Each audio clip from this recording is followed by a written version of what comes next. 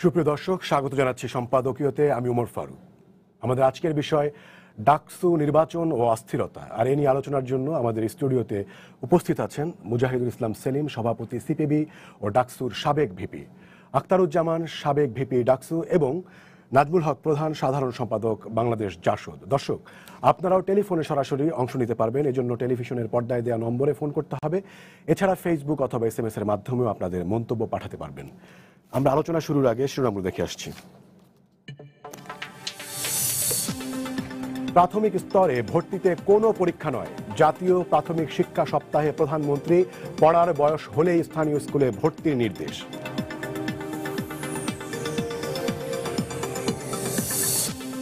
ডাকসু পুনর্নির্বাচনের দাবিতে ক্যাম্পাসে বিক্ষোভ। ভোট বর্জনকারীদের পাশে আছেন নতুন ভিপি। কোনো বিশৃঙ্খলা বরদাস্ত করা হবে না, উপাচার্যের হুঁশিয়ারি। গ্যাস সংকটের মধ্যেই চলছে দাম দ্বিগুণ করার প্রক্রিয়া। ক্ষুব্ধ গ্রাহক, দুর্নীতি বন্ধ হলে দাম বাড়াতে হবে না বলছেন বিশেষজ্ঞরা।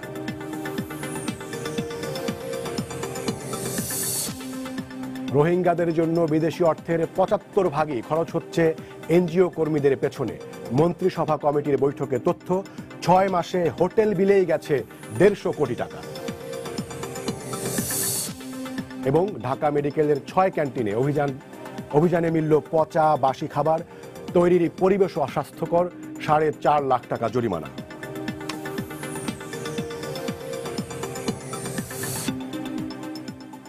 আপনাদের তিনজনকে স্বাগত জানাচ্ছি আমাদের এই আজকের এই আলোচনায়। আমরা জানি যে ডাকসুর নির্বাচন এবং নির্বাচন পরবর্তী যা হচ্ছে সেগুলো নিয়েই আসলে সারা দেশে আলোচনা চলছে।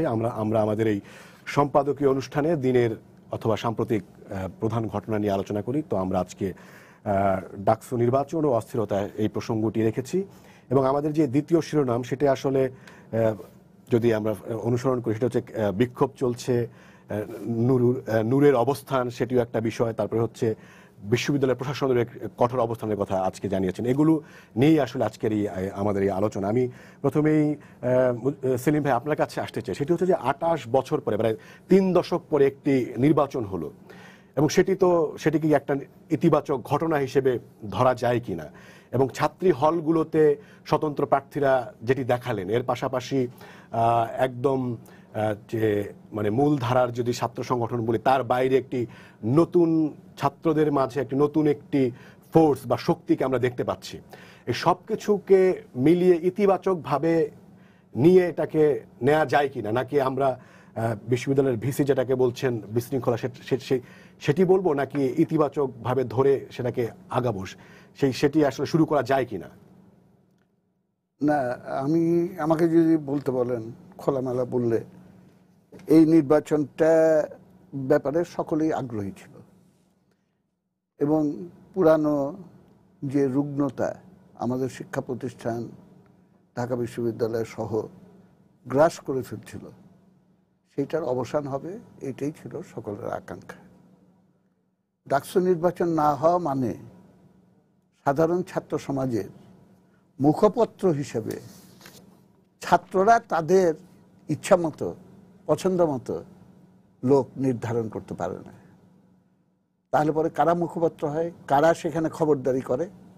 খবরদারি যদি ভোটের মাধ্যমে পছন্দসই ছাত্র বা ছাত্রীর অধীনে না হয়, তাহলে সেখানে শূন্যস্থানটা পূরণ করার জন্য এগিয়ে আসে চাঁদাবাজ, মাস্তান, বিনা পয়সায় ক্যান্টিনে খায়, ভর্তি বাণিজ্য, সিট বাণিজ্যতে জড়িত লোকজনকে রাস্তা থেকে উঠিয়ে নিয়ে জিম্মি করে পরে মুক্তিপণ নিয়ে ছাড়িয়ে নিয়ে আসে, টেন্ডারবাজি, অমুক সমুক তদবির, এমনকি মূল দলের অমুক ভাইয়ের গ্রুপ, এই রকম নানান রকম আরও সব ক্রিমিনাল অ্যাক্টিভিটিকে কেন্দ্র করে এটা গড়ে ওঠে।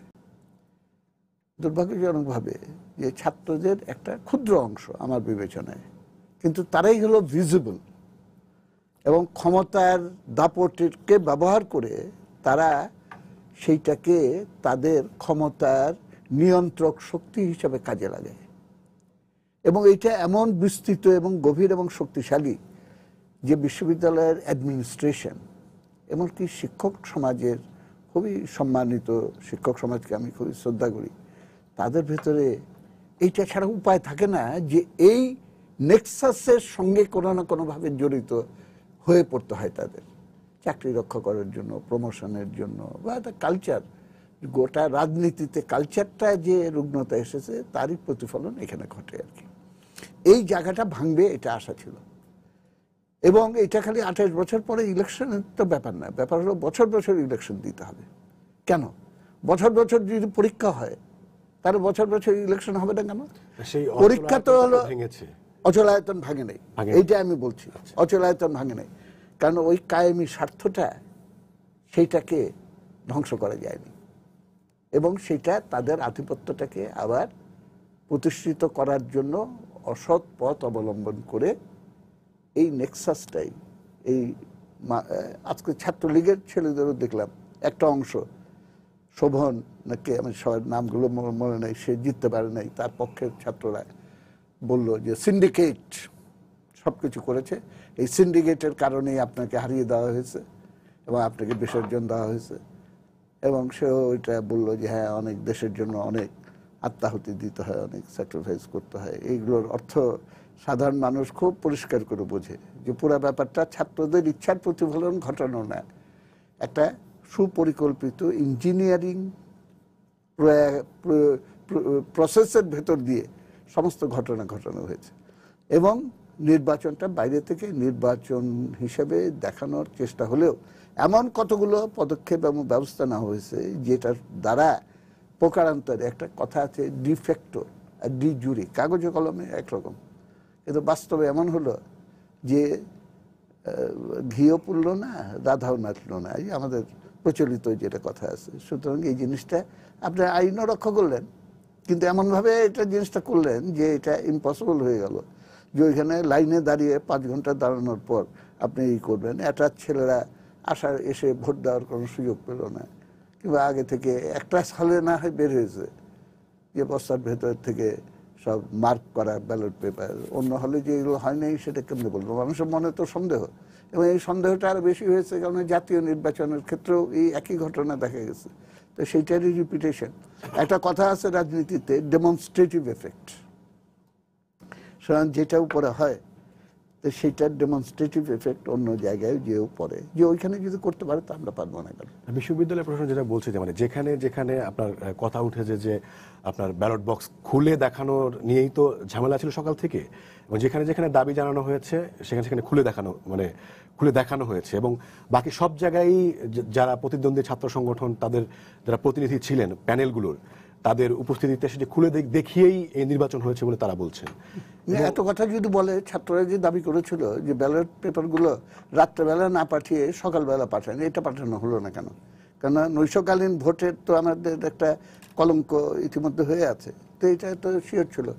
ট্রান্সপারেন্ট ব্যালট বক্স কেন ব্যবহার করা হলো না?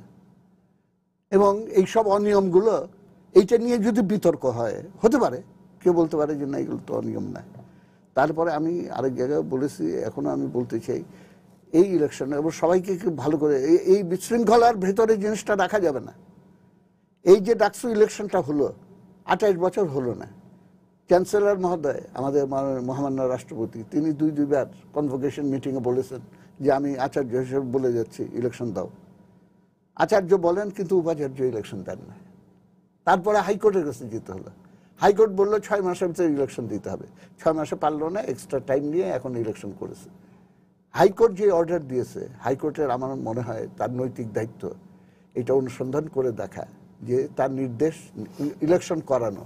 ইলেকশনে কতগুলো ডেফিনিশন আছে, সেই মিনিমাম শর্তগুলো পূরণ না হলে একটা ঘটনা প্রোগ্রাম আয়োজন অনুষ্ঠান সংগঠিত করলেই এটাকে ইলেকশন বলে না। এটার মিনিমাম কতগুলো, মানুষের যেরকম চোখ নাক, এই কতগুলো এলিমেন্ট থাকতে হবে।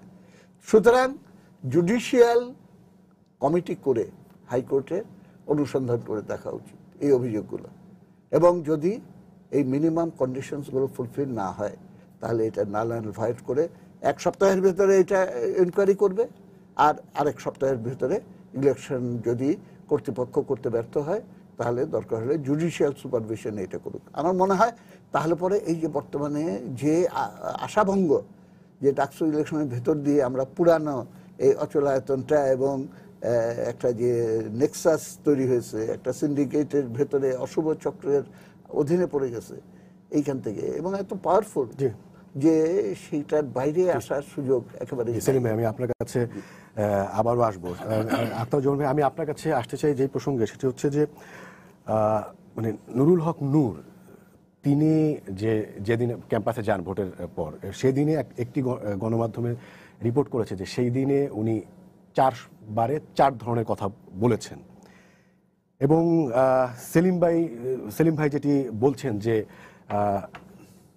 এটাকে বাতিল করতে হবে এবং পুনঃ তফসিল করতে হবে, পুনঃ নির্বাচন দিতে হবে, সেই দাবিতে আমরা দেখতে পেয়েছি যে ভোটের পর দিন থেকেই ছাত্র ধর্মঘট ডাকা হয়েছিল, কিন্তু ক্যাম্পাসে কিন্তু ক্লাস ঠিকঠাক মতোই হয়েছে, মানে মোটামুটি ক্লাস হয়েছে। একটু ছুটি, ভোটের পরের দিন হওয়ার কারণে ছুটির আমেজ ছিল। তো সব মিলিয়ে আপনার মনে হয় কিনা যে এখন যেটা চলছে, মানে এই আন্দোলন বা পুনর্নির্বাচন, মানে সেইটার কোনো ভবিষ্যৎ কি আদৌ আছে? এবং নূরের যেই অবস্থান, সেই অবস্থানটাকেই কি কোনোভাবে সুনির্দিষ্টভাবে কি তাকে ব্যাখ্যা করা যায় যে আসলে তিনি কি চান? উনি এই 4 দিনের 4টা কথা বলছে, এর আগেও কিন্তু এদিক সেদিক কথা উনি বলেছে যে নির্বাচনটা কীরকম হইতে হবে বা কী। যাক, আমি এটাকে একটু ইতিবাচকভাবে আমি একটু ছোট একটা বিশ্লেষণের মতো করে আমি আমার আলোচনাটা শুরু করতে চাই। সেটা হলো এই যে ডাকসু নির্বাচনের প্রাক প্রস্তুতি প্রায় 1 ফেব্রুয়ারি থেকে শুরু হয়েছে। আনুষ্ঠানিক শিডিউল ঘোষণা 19 তারিখে হয়েছে। নমিনেশন পেপার জমা দেওয়া, যাচাই বাছাই হওয়া, কোয়ালিফাই করা, ভোটার লিস্ট ফাইনাল করা, এগুলি সবই হয়েছে। প্রথমত জাতীয়তাবাদী ছাত্র দল, বিএনপি সমর্থিত ছাত্র সংগঠন এবং বেশ কিছু সংগঠন কিন্তু নির্বাচনের বিরোধিতা করেছিল। আচ্ছা, বিরোধিতার থেকে পরে সরে এসে তারা বলছে যে আমরা সহাবস্থান চাই। সেই সহাবস্থানটু হয়েছে। তারপর কিছু দাবি ছিল তাদের, যে কথাগুলি বলা হলো যে আমরা ট্রান্সপারেন্ট বক্স চাই, তারপরে আমরা 2টার পরিবর্তে এটাকে এক্সটেন্ডেড চাই, আর নির্বাচনটা হলের পরিবর্তে কেন্দ্রে হওয়া দরকার। এরকম 3-4টা দাবি ছিল। একাডেমিক বিল্ডিংয়ে হওয়া দরকার, এক জায়গায় কেন্দ্রীভূত হওয়া দরকার। এরপরেও কিন্তু ওনারা দাবিগুলিও করেছে, নির্বাচনে অংশ নিয়েছে, এবং শেষ 10ই মার্চের আগের দিন পর্যন্ত, নির্বাচনের শেষ প্রচার পর্যন্ত সকল পত্রপত্রিকা, সকল মিডিয়া দেখলে দেখা যাবে যে নির্বাচন খুব অংশগ্রহণমূলক হয়েছে, খুব প্রতিদ্বন্দ্বিতামূলক হয়েছে, খুব প্রতিযোগিতামূলক হয়েছে, এবং ফোরকাস্ট করা যাচ্ছিল না কে জিতবে, ডাকসুতে প্যানেলটা কি হবে, এরকমভাবে খুব একটা স্পেসিফিক্যালি, কারণ বিভিন্ন জনের ইন্ডিভিজুয়াল, অর্গানাইজেশনাল, বিভিন্ন ধরনের এইটা। আর নির্বাচনের দিন, এটা হলো নির্বাচনের প্রাক, কাজে সকল সংগঠন অংশ নিয়েছে, এটা নির্দ্বিধায় বলা যায় একটা উৎসব মুখরই ছিল। নির্বাচনের দিন আমি 34টা আপনাদের এই ইলেকট্রনিক মিডিয়ার এভারেজ 4-5 করে আপনাদের প্রতিনিধি ছিল এটা কাভার করার জন্য, সারাদিনই কাভার করেছে। এমন কোনো ইনসিডেন্ট নাই যেটা আমরা এড়াইতে পারি। সব ধরনের print media, electronic media, online media সবাই করছে। সেইখানে 18টি হলের মধ্যে একটি হল, বিশেষ করে কুয়েত মৈত্রী হলে, এই যে কতগুলি ভুয়া ব্যালট এনে হাজির করা হলো বা দেখানো হলো, ওই ঘটনাটাই ক্যাম্পাসে কিন্তু বিদ্যুৎ ব্যাগে ছড়ায়া পড়লো। দ্বিতীয় এফেক্ট হলো রোকেয়া হলে। এই 2টা হলেই মূলত সেদিন এই সকল ভুয়া নাকি আসলে এটা কিন্তু এখনো প্রমাণিত হয় নাই, তারা বলল ভুয়া, সেটা প্রমাণ ছাত্রলীগ বলছে যে ভুয়া। কিন্তু যারা দাবি করছে ভুয়া এই বাক্স, তারাই কিন্তু পরবর্তী সময়ে নির্বাচন করছে এবং তাদের অনেকেই জয়লাভ করছে। কাজে আর কোনো বিতর্ক সেখানে ছিল না। কুয়েত মৈত্রী হলেই তো সমস্যাটা শুরু হয়েছে। এই সমস্যাটা সমাধান হয়ে কর্তৃপক্ষ তাৎক্ষণিক ব্যবস্থা নিয়েছে, নির্বাচনটা হয়ে গেছে। কিন্তু ডাকসুর নির্বাচন নিয়ে কিন্তু কোনো অভিযোগ উত্থাপন হয় নাই ডাকসু কেন্দ্র করে। এই 2টা হলের মধ্যে 2টা হলেই পুরো শান্তিপূর্ণভাবে পরে ইলেকশন হয়েছে। এটা নিয়ে ইলেকশন ওইখানে কেউ তাৎক্ষণিকভাবে বলে নাই রোকেয়া হলের ইলেকশন মানি না, কেউ বলে নাই কুয়েত মৈত্রী হলের ইলেকশন মানি নাই, কেউ বলে নাই, কিন্তু অ্যাকসেপ্ট করে নিছে। তবে এইখানে আমি বলবো যে বিশেষ করে এই সুষ্ঠু নির্বাচনটাতে কারা কুয়েত মৈত্রী হলে এই জিনিসগুলি করলো, এটা খুব, সেলিম ভাই যেটা বললেন, দ্রুত আমরা মনে করি তদন্ত হয়ে আইডেন্টিফাই হওয়া দরকার। কারণ এত সুন্দর একটা ইলেকশন, এত প্রতিদ্বন্দ্বিতাপূর্ণ, এত দিন পরে একটা ইলেকশন হচ্ছে, কোনো না কোনো একটা গ্রুপ বা কেউ, কোনো একটা ষড়যন্ত্রকারী এই নির্বাচনটার উপরে একটা কালিমা লেপনের জন্য। সেলিম ভাইয়ের মতো আপনিও কি বিচার বিভাগীয় তদন্ত চান কিনা? না, আমি চাই ইমিডিয়েটলি প্রশাসনিক একটা ব্যবস্থা হোক। প্রশাসনিক, বিচার বিভাগীয় চান না কেন? বিচার বিভাগীয় চাই। যদি প্রশাসন ফেল করে বা তাদেরটা যদি দ্বিধাবিভক্ত হয়ে যায় ওপিনিয়ন, বিচার বিভাগ তো একদম হাইয়েস্ট, সর্বশেষ। প্রশাসন তো অভিযুক্ত, হ্যাঁ, তো এখন অভিযুক্ত, তার দিকে আঙ্গুল তোলা হচ্ছে। আমার মনে হয় প্রশাসনিক আর বিচার বিভাগীয় তদন্ত কমিটি হলেও আমি ওয়েলকামই করব। আমি কিন্তু এটা যেহেতু আমি প্রকৃত অনুসন্ধানটা চাই, যেইভাবে প্রকৃত অনুসন্ধানটা হয় সেইভাবেই আমি চাইতেছি। কারণ এটার সাথে আমরা বাইরে যারা ছিলাম বা ধরেন আমাদের রাজনৈতিক দল আওয়ামী লীগ, আমরা কেউ কিন্তু বর্তমান সরকারকে অভিযুক্ত করতে পারে নাই যে এই নির্বাচনে সরকার কোনো ইনফ্লুয়েন্স করতেছে, কিচ্ছু না। সরকার চেয়েছে নির্বাচনটা সুস্থ হোক, কিন্তু কোনো একটা মহল চায় নাই যে নির্বাচনটা সুস্থ হোক, এবং তারা কারা সেটা বের করা হোক। তো আমি এখন শেষের দিকে চলে আসতেছি। এই নির্বাচনের ফলাফলে আপনি যে শুরুতে একটা কথা বলেছেন, এবং আজকে বাংলাদেশের অনেক পত্রপত্রিকা দেখলাম যে কনভেনশনাল যে রাজনৈতিক দলগুলি, আপনি যে বলছেন যে আমি ওই জায়গাটা আসি, আমাদের শিরোনামের জায়গায়, সেটা হচ্ছে যে মানে এখন যে মানে অস্থিরতা দেখছি সেটার আসলে মানে মানে আপনার ইতিবাচক কোনো পরিণতির দিকে যাবে কিনা, মানে যে কোনো মুভমেন্টের যদি একটা ইতিবাচক ফল হয় আবার কোনোটা ব্যর্থ হয়, আপনি সেটার কোনো ইতিবাচক দিক দেখেন কিনা? আরেকটা আপনি যেটা অভিযোগ তুলছেন যে কোনো একটা মহল, তো সেই মহলটা করে আসলে কি অ্যাচিভ করবে সে? তারা চাইছিল যে নির্বাচনটার উপরে একটা কালিমা লেপন করে দেওয়া, অথবা নির্বাচনটাকে কোনো বন্ডল করা যায় কিনা। তাদের কি লাভ হবে? তাদের লাভ কারণ কি? ফর এক্সাম্পল, বিএনপি সমর্থিত ছাত্র সংগঠন বিপিজিএস এর ভোটের পরিমাণ দেখলে তারা যদি এরকম অনুমান করে থাকে যে আমাদের এরকম কেন অবস্থা, আমি তাদেরকে আমি ডাইরেক্টলি এরকম কোনো কথা বলতে চাই না, কিন্তু আপনি ভোটটা অ্যানালাইসিস করে দেখেন, ঢাকা বিশ্ববিদ্যালয়ের ডাকসু নির্বাচন এই প্রথমবারের মতো দেখলাম যে এখানে একটা স্বতন্ত্র ধারা, এইখানে ছাত্র সংগঠনের বাইরে গিয়ে যারা ছাত্রদের দাবি নিয়ে কথা বলে, একটা ইস্যুতেই কথা বলেছিল যে কোটা, এই কোটা আন্দোলনের কারণেই এত পপুলার এবং তারা এত জিতে গেল।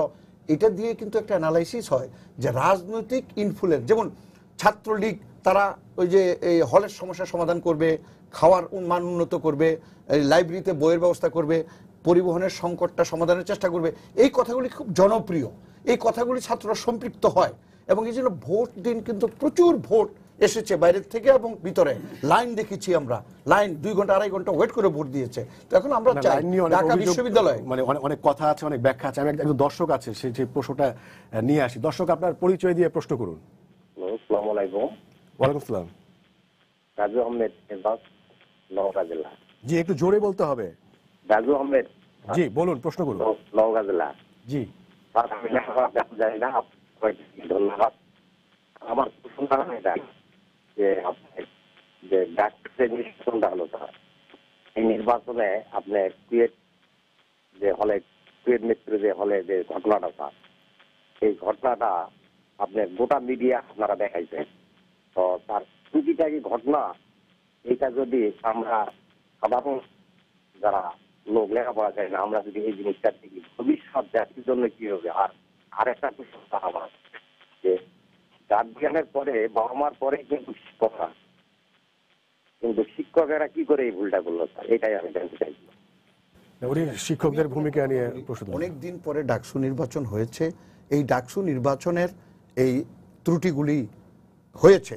এখন আমার প্রশ্নটা হলো, ইমিডিয়েটলি এই ত্রুটি থেকে শিক্ষা করা দরকার। অধ্যাদেশ 73 বলে প্রতি বছরই কিন্তু প্রতিটি সেশনে ডাকসু নির্বাচন হওয়া উচিত, এবং এই ডাকসু নির্বাচন এই ত্রুটি যেগুলি হয়েছে, ট্রান্সপারেন্ট ব্যালট বাক্স দরকার, আরও বেশি সময় বৃদ্ধি করা দরকার, এবং হলে যাতে অন্য কোনো বহিরাগত ঢুকতে না পারে সেই ব্যবস্থা করা দরকার।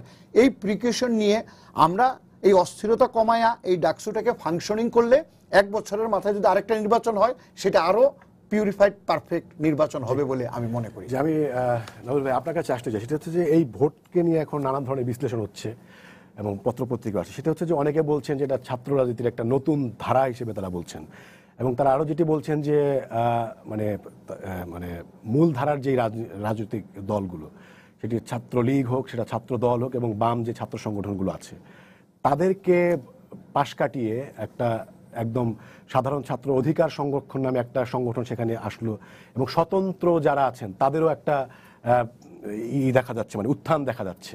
তো সব মিলিয়ে সেটিকে আসলে প্রচলিত রাজনীতির যে চর্চা, সেটার প্রতি সাধারণ ছাত্রদের এক ধরনের অনাস্থার প্রকাশ কিনা? আমি এটাতে আমি অভিনন্দিত করি ঢাকা ছাত্র সমাজকে। আমার ছেলে ঢাকা ইউনিভার্সিটি থেকে বেরিয়ে গেছে আজকে 5 বছর আগে। হলের যে সমস্যাগুলি ছিল ছাত্রদের, হলে থাকা, হলে সিট নিয়ে থাকা, তাই না, জোর করে মিছিলে নেওয়া, না হলে চড়া হওয়া, তাই না, এগুলি পত্রিকায় এসছে কিন্তু, এবং এগুলির পরে কিন্তু সাধারণ ছাত্ররাই করেছে। যেহেতু দলগুলির ওইভাবে ক্যাম্পাসে হলগুলিতে সবস্থান ছিল না, আগে আমাদের সময় যেমন আক্তার ভাই 2 বার জিএ, একবার ভিপি, সেলিম ভাই দেশের প্রথম ভিপি, তাই না, আমাদের সময় বিভিন্ন মত পথের একই রুমে একই সঙ্গে তর্ক বিতর্ক হতো, লাঠালাঠিও হতো, মিছিলও হতো, কিন্তু সহাবস্থান ছিল। কিন্তু দুর্ভাগ্যের বিষয় 90-এর গণঅভ্যুত্থানের বিজয়ের পর ক্রমান্বয়ে ঢাকা ইউনিভার্সিটিতে আমরা ভোট করতে পারলাম না। সেই সময় সরকার চেয়েছিল আমরা হেরে যাবো, এই কারণে ভোট করতে পারলাম না, অথবা জিতবো না। এই যে ভোট করতে পারবো না, এই করতে করতে 29 বছর পেরিয়ে গেল। অনেকদিন পরে একটা কাঙ্ক্ষিত ভোট আসলো। বিগত সময়ে আমাদের দেশে জাতীয় সংসদ যে নির্বাচনটা হলো, সেই নির্বাচনে কালিমাযুক্ত নির্বাচন হওয়ার কারণে সবারই দৃষ্টি নিবদ্ধিত ছিল যে ডাকসু নির্বাচনটা ভালোভাবে হোক, এবং ছাত্র সংসদ যারা নির্বাচন যারা চেয়েছিল, যারা সেখানে ক্রিয়াশীল ছিল, ছোট বড় সবাই চাইছিল যে নির্বাচনটা সুন্দর সুষ্ঠু হোক। কিন্তু দুর্ভাগ্যের বিষয় তাদের আশঙ্কাটাই সত্যি প্রমাণিত হয়েছে। আজকে যত কথাই বলুন আমরা, ইউনিভার্সিটি বিভিন্ন মত প্রদর্শনে ঢাকা ইউনিভার্সিটি অসংখ্য মতের জায়গা এখানটা, শিক্ষকদের মধ্যে, ছাত্রদের মধ্যে, এবং সেই নির্বাচনে সব মত পথের লোকরা অংশগ্রহণ করে। ছাত্রদল কয়টা ভোট পেয়েছে, আমার দল কয়টা পেয়েছে, বা সদস্য কয়টা পেয়েছে, সেসব কথা না করে, কিন্তু ছাত্র ডিমান্ড ছিল যে সেই যে নির্বাচন পরিচালনা কমিটি, সেখানে সব মতের লোককে না হোক, নেয় নাই, একপাক্ষিক। ইভেন কি ছাত্র সংগঠনের সভাপতি সাধারণ যারা ছাত্র না, তারাও সেই নির্বাচনের সময় ডাকসু নির্বাচনের সময় তারা ক্যাম্পাসে চলাচলের তারা অনুমতি প্রাপ্ত হয়। এবার দেখে দেয় নাই। কিন্তু সরকারি দলের যারা ছাত্র না, এমপি এবং নেতা ছিল একসময়, বহু সময়, তাই না, তারাও ইউনিভার্সিটির সদর্পে ঘোরাফেরা করেছে। ইভেন কি যে ভোট গণনা হয়েছে, সেই গণনার সময় কোনো ছাত্র প্রতিনিধি ছিল না। এবং যে ঘটনাগুলি ঘটেছে, আজকে একটাই হোক, দুটাই হোক, আজকে ওই যে সব কথার শেষে ওই যে কেষ্টবাড়ি চোর, আক্তার ভাই যেটা বললেন, সেটা তো তারা বর্জন করেছিল, এই জন্য তারা ছিল না। আক্তার ভাই যে বললো নো, যখন কাউন্ট হয়েছে, তাই না, যখন বর্জনই করেছে তারা, বর্জন সবাই বর্জন করে নাই, সবাই বর্জন করে নাই। আমার দল, ছোট্ট দল, আমাদের মানে আমার দল না, আমাদের সহযোগী সংগঠন খুব ছোট্ট একটা বিসিল, তাই না, তারা ফুল প্যানেল পার্টিসিপেট করেছে, ঢুকতেই দেওয়া হয়নি। ফলে এইগুলি বললেন আপনি, একটা ডাল মে কুচ কালা হয়, তাই না, এটা পরিষ্কার। এখন যেটা বলছে এখানে সেলিম এক দুইজন, আমি তার কথা সমর্থন করি, সেটা হচ্ছে দ্রুত ইউনিভার্সিটি কর্তৃপক্ষের ধমকি না দিয়ে, ভিসি এখন ধমকি দিলেন না, হ্যাঁ, আইনগত কঠোর ব্যবস্থা, এইসব ধমকি দেওয়ার প্রয়োজন ইউনিভার্সিটিতে হয় না। খুব দ্রুত এটা নিরসন করার জন্য যে প্রশ্নগুলি উত্থাপিত হয়েছে, ওনারা নিজেরাই তদন্ত করে এর একটা সঠিক ব্যবস্থা নিতে পারে। যদি নেয়, দেশবাসী নিশ্চয়ই আশ্বস্ত হবে। ওনারা শিক্ষক, ওনাদের কাছে আমরা তো অসৌজন্যমূলক বা এরকম চৌর্যবৃত্তির কিছু আশা করি না, তাই না, তো সেটা নিলে ভালো। যদি না নেয়, তাহলে ছাত্র অঙ্গন, এই যে সাধারণ ছাত্ররা আজকে যে ভিন্ন ডিরেকশন বটেই, কারণ সবসময় মায়ের খেয়ে পিঠা খেয়ে, ওই যে ছেলেটা ভিপি হয়েছে, ও আজকে ফেসবুকে ছবি দেখলাম, ও তার প্রাণ ভিক্ষা চাচ্ছে 5 জড়িয়ে ধরে 30 জুনে, হ্যাঁ, তাই না। তো সেই ছেলেকে ভোট দিয়ে ঢাকা ইউনিভার্সিটির ছাত্ররা, আমার ধারণা, যৌক্তিক কাজটাই করেছে। ফলে আমি মনে করি ঢাকা ইউনিভার্সিটি যেহেতু দেশের সর্বোচ্চ বিদ্যাপীঠ, সেকেন্ড পার্লামেন্ট, তাই না, সারা দেশের শিক্ষা প্রতিষ্ঠান তাকিয়ে আছে এর উপরে। তাই আজকে দেখেন, আজকে ঢাকা ইউনিভার্সিটিতে আমরা ওই বাইরে কোথাও ঘটলে একটা মিছিল আমরা এখানটা বের করি, হ্যাঁ, ওটার প্রতিবাদে কেউ কিছু বলতো না। সরকারি দলের বিরুদ্ধে সবসময়, সরকারি দল যখন ছিলেন যে তার বিরুদ্ধে ছাত্রদের অবস্থান ছিল, এটা ডিসাইডেড, পরিষ্কার। আজকে চিটাগাঙ্গে কোথায় মিছিল বের করেছে, ছাত্র পিঠা দিয়ে দিচ্ছে, কেন পুনরায় নির্বাচন কেন মিছিল করতেছে। এই ঘটনাগুলি যদি বর্তমান ক্ষমতাসীন দল, সরকার যদি না, এই ঘটনাগুলি যদি মনে করে পিটিয়ে শেষ করতে, আমি মনে করি পিটিয়ে শেষ করতে পারে, এর পরিণতি মানে কি বলা যায়, একটা উগ্রতার দিকে যাবে, যেটা আমাদের কারো কাম্য না। আমরা চাই যে ভোটটা হয়েছে 29 বছর পরে, সেই ভোটটা থাক, তদন্ত হোক, এবং আরও যথাসময়ে আরেকটা নির্বাচনের জন্য ছাত্র সমাজ তাদের কাজের মধ্যে দিয়ে, সংসদ, তাই না, আরেকটা নির্বাচনের মধ্য দিয়ে আরও বেশি ম্যান্ডেট পাওয়ার জন্য তারা সবাই ক্রিয়াশীল হোক। সেক্ষেত্রে আমি প্রশ্ন করি, মানে 5টি প্যানেল তারা হচ্ছে আপনার আন্দোলনে নেমেছে, এবং সেই ক্ষেত্রে তাদের যে আন্দোলনের যেই আপনার গতি বা যেই অবস্থান, তাতে মনে হয় কিনা যে তারা এই দাবিটা আদায় করতে পারবে? কারণ হচ্ছে তারা পরের দিনই ধর্মঘটে গেছে, ধর্মঘটে কোনো সাড়া পায়নি, অসুবিধা নাই। তাহলে সাড়া না পেলে তো এই দাবি এমনিতেই ফুসকে যাবে, বুঝছো না, এটা চুপসে যাবে। এর জন্য আইন কঠোরভাবে প্রয়োগ করার দরকার নাই, কেস মামলারও দরকার নাই, এটা এমনিতেই চুপসে যাবে। জনগণের সমর্থন ছাড়া কোনো আন্দোলন দানা বাঁধে না। ফলে এটা আমরা যারা ক্ষমতায় আছি, যারা ক্ষমতা, সবাই বুঝি। আমি যত ডিমান্ডেই করি না কেন, আজকে আমার সন্ধ্যাবাজার নেতা, উনি চাই বিপ্লব হয়ে যাক কালকেই, উনি চেষ্টা করছেন, 70 বছর পার করে দিচ্ছেন বিপ্লব করার জন্য, তাই না, পারতেছেন না। তো উনি কি স্লোগান ছেড়ে দিচ্ছেন? স্লোগান দিচ্ছেন, তার মানে কি ওনাকে ধরে এখন এটা আইনের যেখানে বিপ্লব চাচ্ছেন? আমি বলছি এই যে দৃষ্টিভঙ্গিটা, দমাও এটাকে। এটা খড়ক হস্তে দমিয়ে দাও, এটাকে পিটিয়ে দাও, এই দৃষ্টিভঙ্গি থেকে সরে আসতে হবে। তাহলে ছাত্র অঙ্গনের মধ্যে ভোটের মাধ্যমে যেটা টলারেন্স যে তৈরি হয়েছে, ভিন্ন স্লোগান শোনার, ভিন্ন মত শোনার, এই যে একসঙ্গে ইলেকশন করলাম, আমি জানি কোলাকুলি হয়েছে ছাত্রদল ছাত্রলীগ, এটা খুব ভালো জিনিস আমি মনে করছি, এই যে হয়েছে এটা অব্যাহত থাকলে তাহলে একটা সুষ্ঠু রাজনীতি দ্বারা ছাত্র অঙ্গনেই ন্যাশনকে দিতে পারবে। এতে আমাদের শঙ্কিত হওয়ার কোনো কারণ নাই, আমি এটাই বলতে চাচ্ছি। জি, আমি সেলিম ভাই আপনার কাছে আসি। সেটা হচ্ছে যে মানে বিশেষ করে ঢাকা বিশ্ববিদ্যালয়ে আমরা যতদূর মানে জানি, আমি ঢাকা বিশ্ববিদ্যালয়ে আমি নিজেও ছাত্র, সেটা হচ্ছে যে মানে বিশ্ববিদ্যালয়ের সবচাইতে সচেতন রাজনীতি সচেতন ছাত্র যারা, তারাই হচ্ছে বাম রাজনীতি করেন, এবং মানে প্রতি বছরই এবং প্রতি মাসে প্রতিদিনই তাদের কোনো না কোনো তৎপরতা থাকে, একদম নবীনবরণ থেকে সবকিছুতেই। কিন্তু আমরা দেখলাম যে এতদিন পরে নির্বাচন হলে সেখানে কিন্তু বাম সংগঠনগুলো কিন্তু সেরকম কোনো ভালো জায়গা তৈরি করতে পারলো না। আপনি যদি বলেন যে সেখানে মানে ভোটটাই ওই রকম হয় নাই, সেটাও তো নিশ্চিত করা আসলে ভোটের রাজনীতি বা ভোটের আন্দোলনের একটা অংশ, যে আমি হলগুলোতে আমার জায়গাগুলো আমি নিশ্চিত করবো, এবং সেই জায়গাটাকে আপনি এক ধরনের ব্যর্থতা মনে করেন কিনা? না, দেখুন, প্রথম একটা বিষয় হলো জয় পরাজয়ের বিষয়টা, এইটার সঙ্গে নির্বাচনী প্রক্রিয়া সঠিক কি বেঠিক এই দুইটা এক জিনিস নয়। যে বিজয় লাভ করেছে এইটা থেকেও ওই দিক থেকেও সবটাই একটা ত্রুটিপূর্ণ প্রক্রিয়াও হতে পারে, আবার সঠিক প্রক্রিয়াও হতে পারে। শুধু আমাদের দেখতে হবে যে নির্বাচনের প্রক্রিয়াটা যথার্থ হয়েছিল কেনা। এটা আরও বেশি দেখা প্রয়োজন, যেটা প্রধান বলল যে জাতীয় নির্বাচন ছিল কালিমা যুক্ত। ঢাকা বিশ্ববিদ্যালয়ের নির্বাচন অন্তত কালিমা মুক্ত হবে, এইটাই ছিল সমস্ত দেশবাসীর একটা প্রত্যাশা। এটা আমি ডেফিনেটলি বলতে পারি। এবং ইতিহাস এই কথা আমাদেরকে বলে যে আইয়ুব খান সারা পাকিস্তানে এবং আমাদের এই বাংলাদেশে সে বিডি ইলেকশনের নামে একটা কালিমা যুক্ত ইলেকশনের ব্যবস্থা চাপিয়ে দিয়েছিল।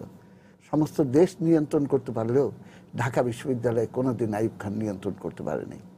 ওর জন্য আশার জায়গাটা ছিল এই জায়গাটায়, যে এটা আমরা অতিক্রম করতে পারবো। সেই আশাটা পূর্ণ হয়নি। কেন পূর্ণ হয়নি? কেননা ঢাকা বিশ্ববিদ্যালয় আলাদা করে একটা স্বাধীন দ্বীপ নয়। গোটা দেশের আর্থসামাজিক এবং রাজনীতির ক্ষেত্রে যে অপরাজনীতির ধারা চলছে, যে বাণিজ্যিক রাজনীতির ব্যাপারটা চলছে, এখানে অর্থশক্তি যেভাবে কর্তৃত্ববান হয়ে উঠেছে এবং সেটাকে কেন্দ্র করে যে পেশি শক্তির দাপট আজকে নিয়ন্ত্রণে চলে এসেছে, সেইটার প্রতিফলন ঢাকা বিশ্ববিদ্যালয়ে আমরা আসবে, এই আশঙ্কাটা সকলের ভেতরেই ছিল। কিন্তু আশা ছিল যে ছাত্ররা এটা প্রতিরোধ করে তুলবে। প্রতিরোধ কারা করেছে? আপনি কারেক্টলি বলেছেন, লেফটরা করেছে, আবার স্বতন্ত্র কোনো দলের সঙ্গে যুক্ত নয় তারাও করেছে।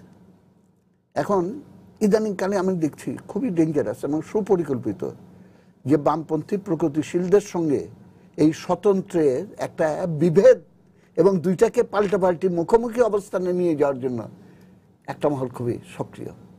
এবং আমি খালি ইংরেজিতে বলছি যে এইটা হলো রাজনীতিকীকরণের, ডিপলিটিক্যালাইজেশন করার ষড়যন্ত্রের একটা অংশ। আচ্ছা, আমি সেলিম ভাই, আমি একটা সম্পূরক প্রশ্ন করি। সেটা হচ্ছে যে মানে নূর এখানে, যেখানে একদম সাধারণ ছাত্র অধিকার সংগ্রহ পরিষদ থেকে নূর এখানে একদম ক্ষমতাসীন ছাত্র সংগঠনের কে পিছনে ফেলে সে এখানে ভিপি নির্বাচিত হলো।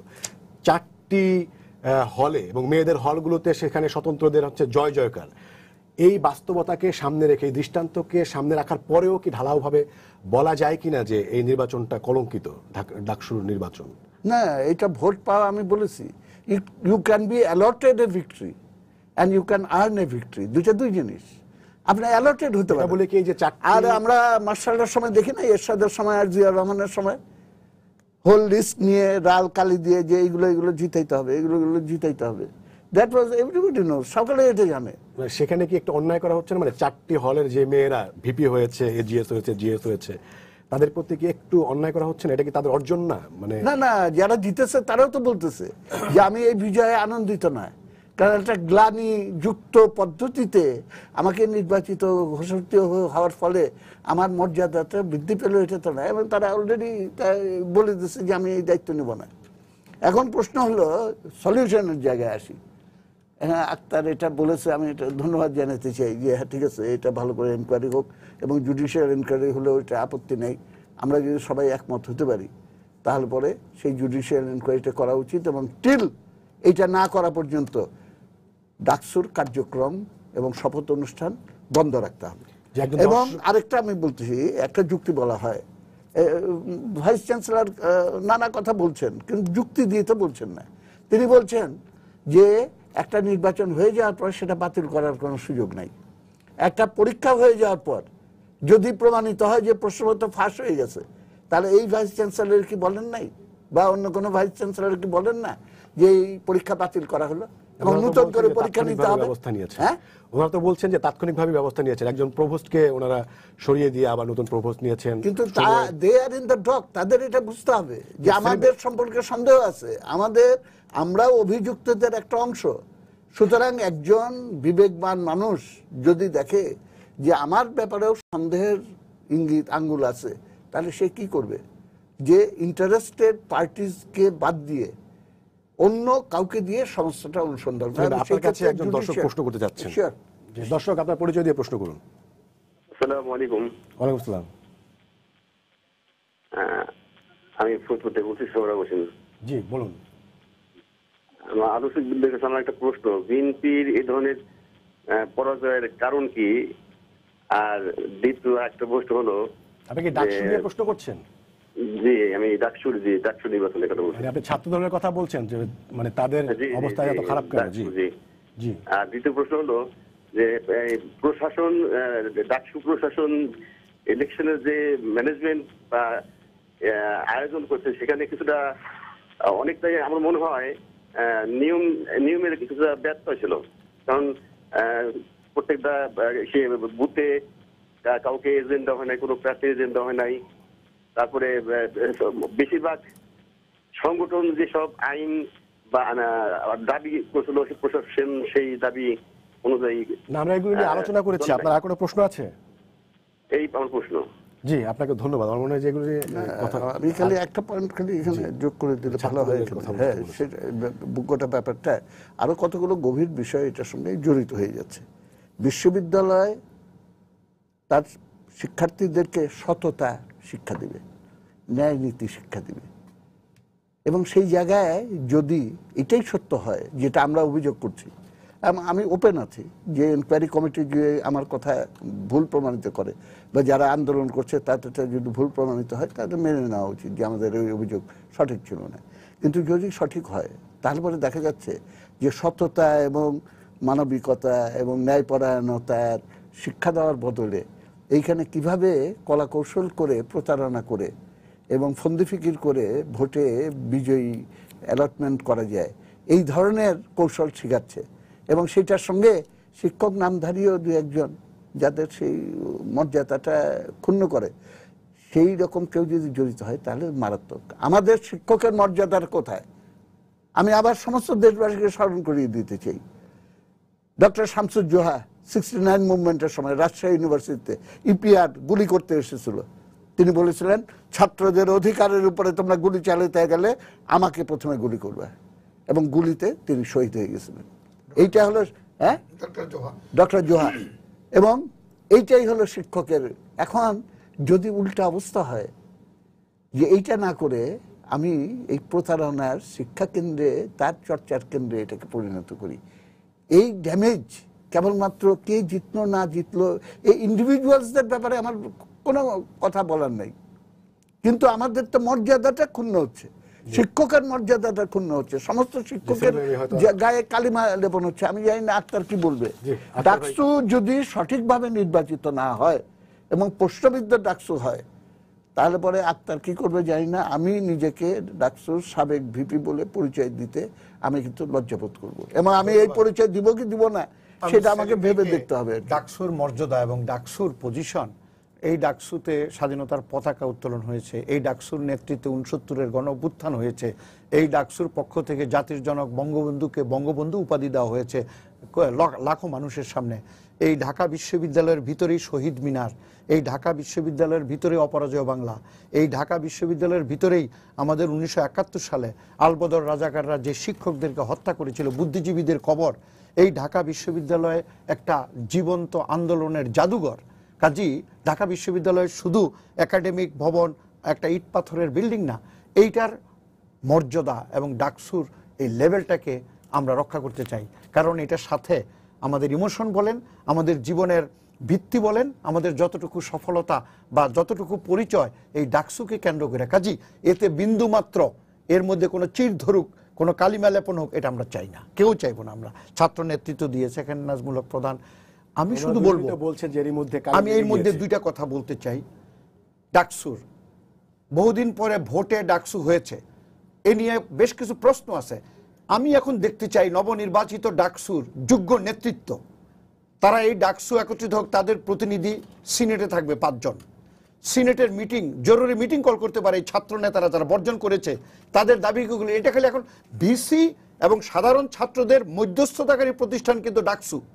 ডাকসুর এই মুহূর্তে অ্যাক্টিভ রোল চাই, ডাকসুর সেই বীর্যবান শক্তিশালী ভূমিকা।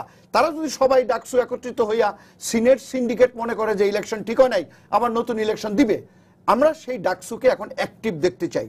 ছাত্র এবং প্রশাসনের ভুল ত্রুটি সংশোধনের জন্য ডাকসু গুরুত্বপূর্ণ ভূমিকা পালন করবে।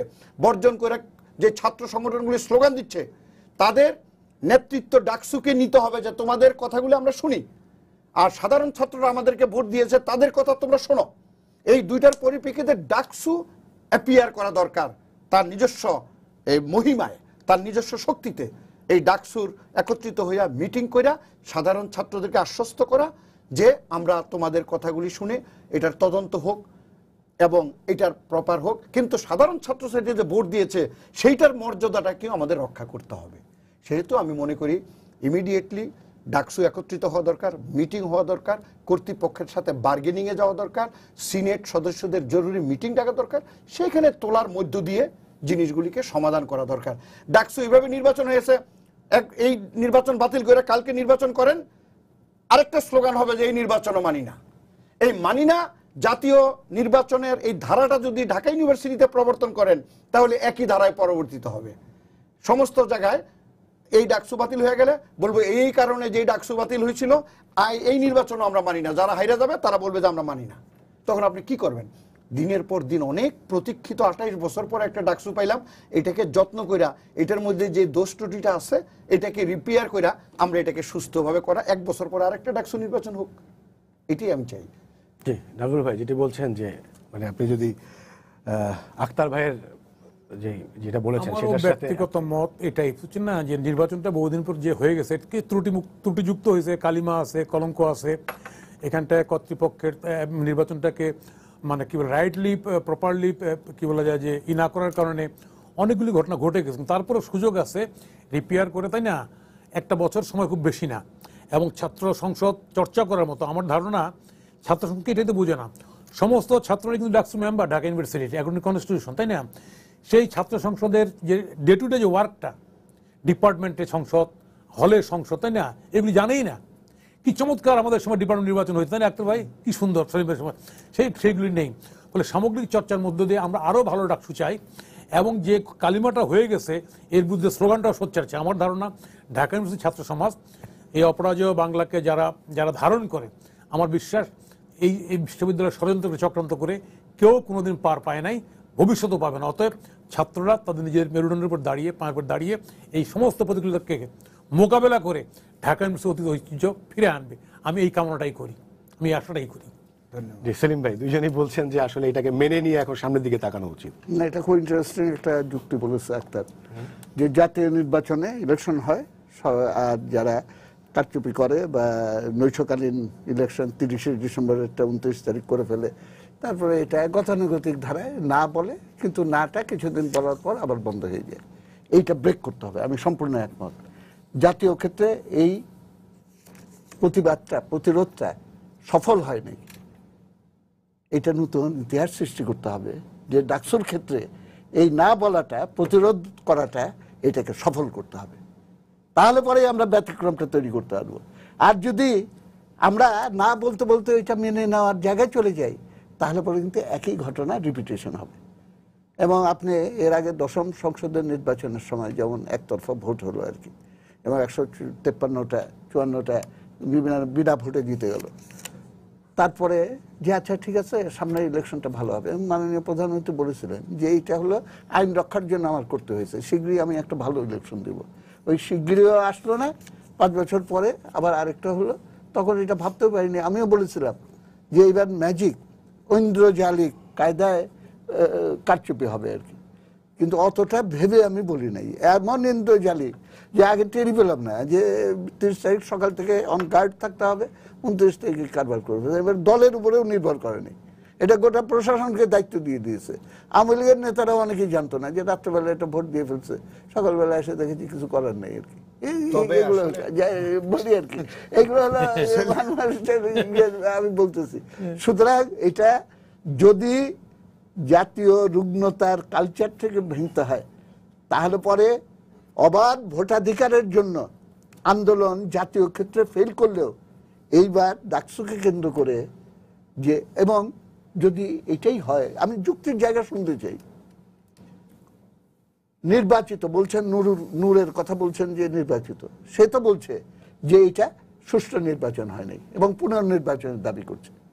নানা হিসাব নিকাশ করে আমার দুইটা বাদ দিয়া একবার বলছিল, তারপরে আজকেও প্রকাশ্য মিটিং এ তাদের পক্ষ থেকে বলা হলো যে গোটা নির্বাচনটাই আবার নতুন করে করতে হবে। তাহলে পরে এইটা গণতন্ত্র সব জায়গায় মানবেন এবং এই রায়টাকে আপনারা সঠিক মনে করতেছেন। তো ডাকসুর এই অ্যালটেড ভিপি সে নির্দেশ না মেনে হোক বা যেভাবেই হোক, তার ছাত্রদের মুড বুঝে সে যদি বলে যে আবার নতুন করে নির্বাচন, তাহলে ভিপির কথাটা মেনে নিচ্ছে না। উনি যে বলছেন যে সাধারণ ছাত্র যদি চায়, তো সাধারণ ছাত্রের চাওয়াটা উনি কিভাবে বুঝবেন? না উনি বলেছেন সাধারণ ছাত্র না, সেটা বলেছেন, এটা আমি বলছি। তো উনি কিভাবে, ওনাকে তো ভোট দিয়েছেন, তো উনি এখন কিভাবে মানে মানে সাধারণ, এই সাধারণটা কারা, যাদের কথা শুনে উনি আসলে যেটা যাবেন বলা কি হচ্ছে যাবেন যে উনি 10,000 না 11,000 ভোট পেয়েছেন। ওনার তো যাওয়ার জন্য ওনাকে মানে শপথ নিয়ে ডাকসুকে নেতৃত্ব দেওয়ার জন্য ওনাকে ভোট না দিয়েছেন। না, শুধু এটার জন্য না, একটা সাজানো এবং পাতানো ভোটের প্রক্রিয়ায় তাকে ভিপি করার জন্য করেনি, তাকে করেছে যে ইউনিভার্সিটি হোল কালচারটাকে ভাঙতে হবে, যেটা আমি বলেছি একটা ক্রিমিনাল সিন্ডিকেটের হাতে সমস্ত গোটা ব্যাপারটা জিম্মি হওয়ার কারণেই প্রবলেম। আমাদের হাতে খুব বেশি সময় নেই। আমি কি সেলিম ভাই যেই রাজনীতিটা পার্সু করে দীর্ঘদিন পর্যন্ত আদর্শের, ছাত্র জীবনে আমরাও কিছু চর্চা করেছি। সেখানে আমাদের প্রথম প্রায়োরিটি হলো রেভলিউশন, সমাজ পরিবর্তন। আর সমাজ পরিবর্তনের জন্য হলো সংগ্রাম। ভোট হলো একটা কৌশল, এটাতে আমরা অংশ নিতেও পারি না নিতে পারি। ভোটটা আমাদের বিপ্লবের জন্য প্রধান হাতিয়ার না। কাজেই এখানে দৃষ্টিভঙ্গিগত একটা পার্থক্য আছে। একটা পয়েন্টে যদি আসে যে সেলিম ভাই যে জায়গাটা বলছেন যে আপনি নিজেও ডাকসুর ভাবমূর্তি এবং চেতনার কথা বলছেন, উনি যেটা বলছেন যে মানে ডাকসুর চেতনার সাথে এবং ভাবমূর্তির সাথেই যায় না যে আমি কোনো অন্যায়কে মেনে নিয়ে তারপরে এগিয়ে যাব, সেই জায়গাটা উনি বলছেন। এই ক্ষেত্রে আপনি কি বলবেন? সেই ক্ষেত্রে আমি বলবো যে ঢাকা বিশ্ববিদ্যালয়ে তো নির্বাচনটা হয়ে গেল।